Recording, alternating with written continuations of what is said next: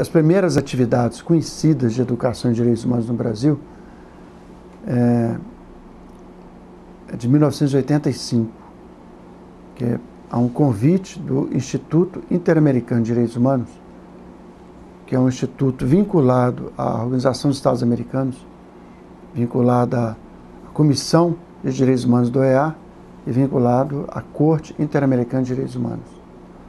Esse instituto convidou o GAJOP, o Grupo de Juristas Populares de Pernambuco, convidou a PUC do Rio, que tinha um grupo também empenhado e vocacionado para a educação em direitos humanos, e convidou a Comissão de Justiça e Paz de São Paulo.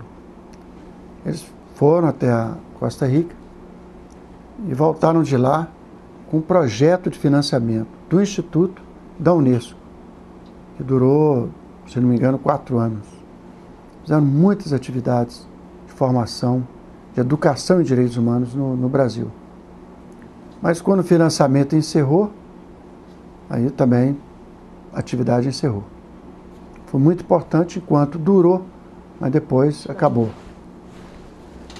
Aí depois, o segundo momento, o segundo marco é a Conferência Internacional de Viena.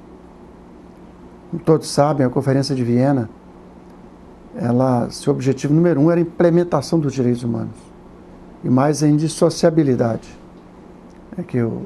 A fratura que houve em 66, dos dois pactos, né, dos direitos civis e políticos e dos direitos econômicos, sociais e culturais, para atender à Guerra Fria, quer dizer, sob pressão já de uma cidadania planetária de organizações mundiais de direitos humanos, dedicada à implementação, a Conferência de Viena, entre suas principais deliberações são essas: trabalhar a educação em direitos humanos, a indissociabilidade dos direitos humanos.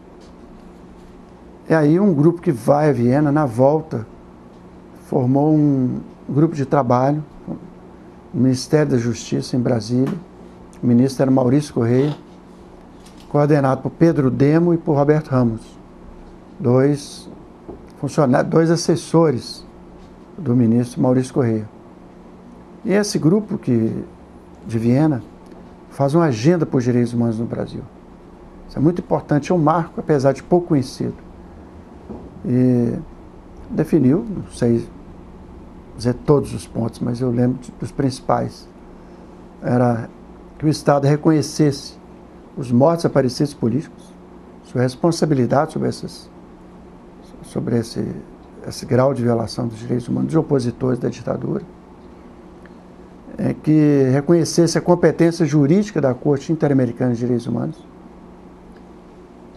que o Estado reconhecesse, aliás, fosse votado no Parlamento uma lei retirando o foro privilegiado para os policiais militares em virtude de crimes contra civis. A tipificação do crime da tortura, o rito sumário para a reforma agrária e vários outros pontos. Incluía também um trabalho sistemático de educação em direitos humanos para produzir mudanças culturais.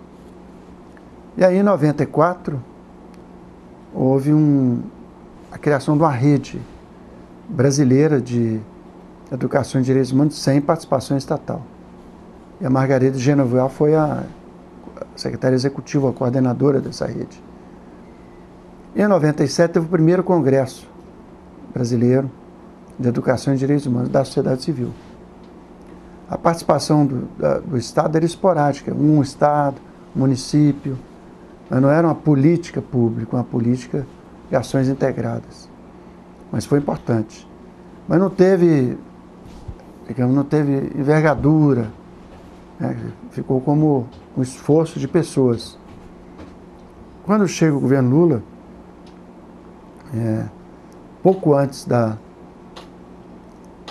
minha posse como primeiro ministro de Direitos Humanos que o Brasil teve, na Secretaria Especial de Direitos Humanos, eu reuni alguns companheiros no dia 17 de dezembro, em Brasília, que tinham ido participar do Prêmio Nacional de Direitos Humanos, e perguntei a todos, cada um, o que era prioridade e tal.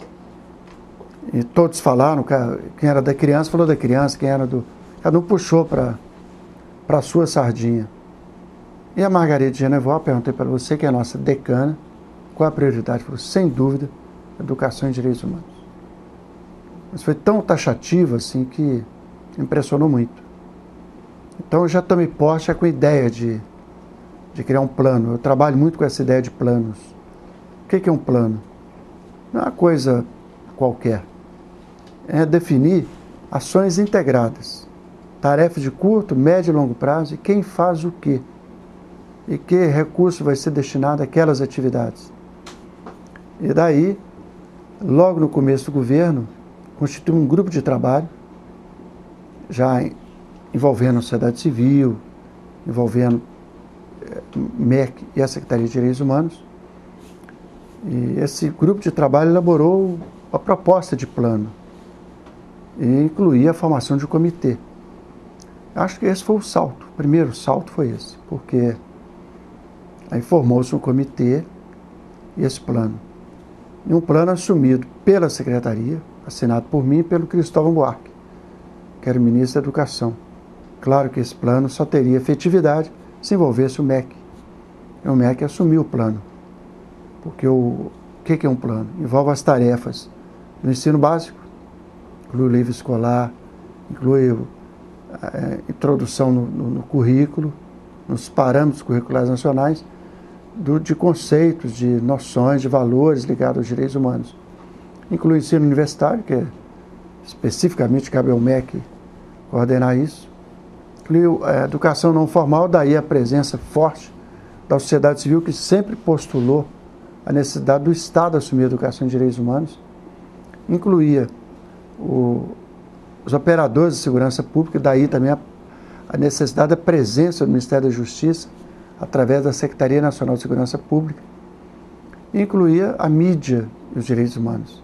Esses eram os eixos do Plano Nacional de Educação e Direitos Humanos, desde a sua primeira versão. Então, acho que isso aí que foi o grande marco. A partir desse momento, você pode dizer que a educação e direitos humanos se transforma numa política de governo, para depois virar uma política de Estado. Digamos, as medidas iniciais para formular uma política pública, consubstanciada nesse Plano Nacional de Educação e Direitos Humanos.